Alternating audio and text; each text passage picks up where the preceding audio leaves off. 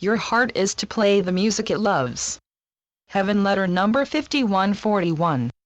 December 22, 2014. Your heart has a story to tell. Your heart may rightly feel that you have scrimped on it, for one reason or another. You haven't let your heart be in full bloom. You have contracted your heart. What is big, you have made small, of lesser importance to the mind. The mind has its place. However, the mind was never meant to cramp your heart. In terms of the world, everyone has a heart, yet hearts have been subjected to egregious repression, as if a heart has to be less than it is, as if you are to be a little embarrassed by or ashamed of your seeking heart. Be proud of your heart. Give it the honor it deserves.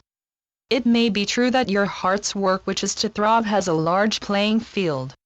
Your heart can go anywhere. Let's face it, your heart plays a much larger role than you may dare express and expose.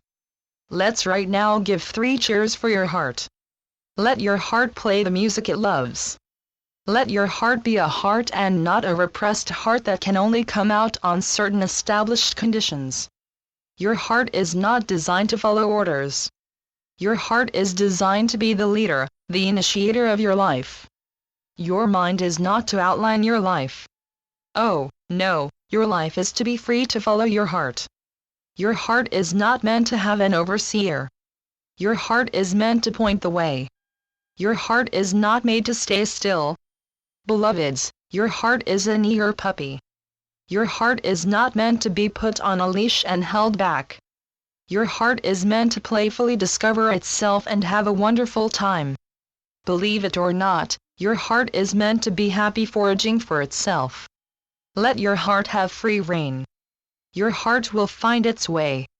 The thing is, your heart knows better than your cautious mind. Too often, your mind has influenced your heart into a safe mode which amounts to denying you freedom and the pursuit of happiness. Your heart also has a mind of its own, so to speak. Too often the mind is a restrainer, even as it may intend to lovingly cultivate the heart. Let your heart be. Let your heart be its own self. Let your heart roam the range. Your heart has a lot of territory to cover. This is what your heart is for. Let your heart have its say. Let your heart live the life it is meant to. Do not imprison your heart. From imprisoning your heart may come a trail of regrets. You do not want to be in the regret mode. Regrets are not safe. Your heart urges you on for good reason.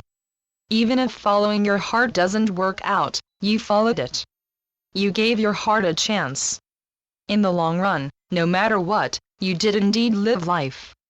What you have to know is that it is your heart that lives life.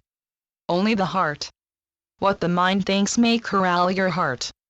The mind isn't always right either. The mind isn't to curtail your life. I am trying to have you balance out your life and not be so swayed by judgment to the extent that you neglect your heart. Oh, the heartache of love delayed or not even given a chance. The heartache of what might have been. The destination of true love is not mapped out beforehand.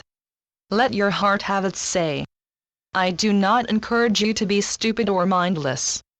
You don't want to keep repeating yourself. That may not be following your heart. That may be the line of least resistance. If your heart is in pain, your heart is telling you something. It is telling you to find a life-supporting way out of emotional pain. Choose life, beloveds. Channeled by Gloria Wendroff. heavenletters.org